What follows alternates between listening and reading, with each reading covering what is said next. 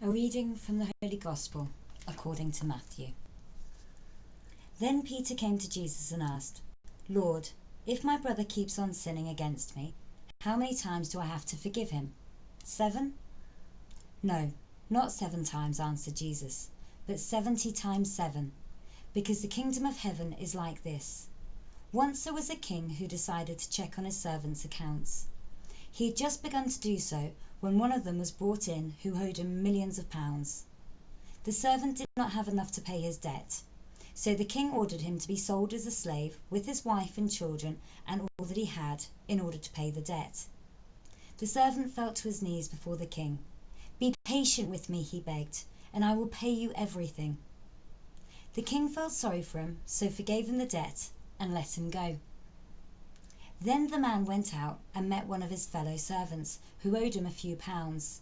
He grabbed him and started choking him. "Pay back what you owe me," he said.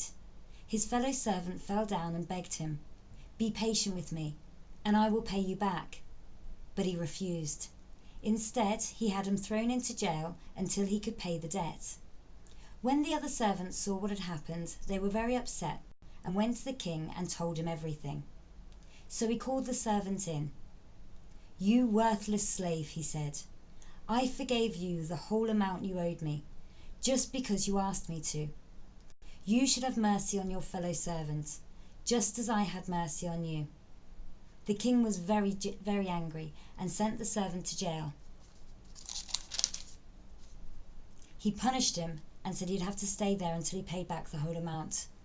And Jesus concluded, "That is how it is with my Father in heaven. He will treat everyone like this unless you forgive your brother from your heart." The Gospel of the Lord. So I really like today's Gospel reading, or last Sunday's Gospel reading. I think that forgiveness is such a huge aspect of our faith. I know here at All Saints, you students are always hearing me say, we're so lucky that we have a God of compassion and a God of forgiveness. And we should learn from this. God wants us to be forgiving people. He wants us to learn from him and behave like him. And forgiveness isn't always for the person that you're forgiving. It is wonderful to be forgiven from somebody, isn't it? When you've done something wrong and you feel awful if you've done something wrong at home or at school, and then finally that person, they get over it and they say, "Right, I've forgiven you, we can move on from it now." And it's great as the person who's perhaps sinned. But I also think that we need to be considerate as the forgivers. I always think that if we don't forgive somebody, it's almost like having handcuffs around our hands. We can't move on as individuals unless we forgive somebody. There was a story down south when I lived there. There was a really tragic story of this young boy being killed. And his parents came out quite quickly and said, "We forgive the boy who's killed our son." And the reason that we forgive him is because he's done one of the most awful things that could ever happen in our lives. Now, if we don't forgive this person, if we don't let go, then we'll never let go of this situation, and we will be shaped by this situation for the rest of our lives. So forgiveness is incredibly important. It's incredibly important to forgive, and it's incredibly important to be forgiven. So can you this week, are you holding on to a grudge?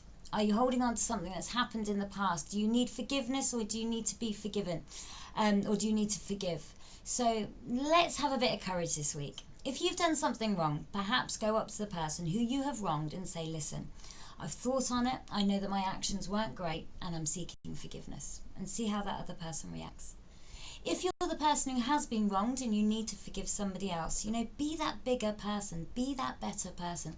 Walk in the steps of Christ and go up to that person and say, "I forgive you," and we're going to move on. Okay, I hope you have a lovely weekend. Take care, everybody.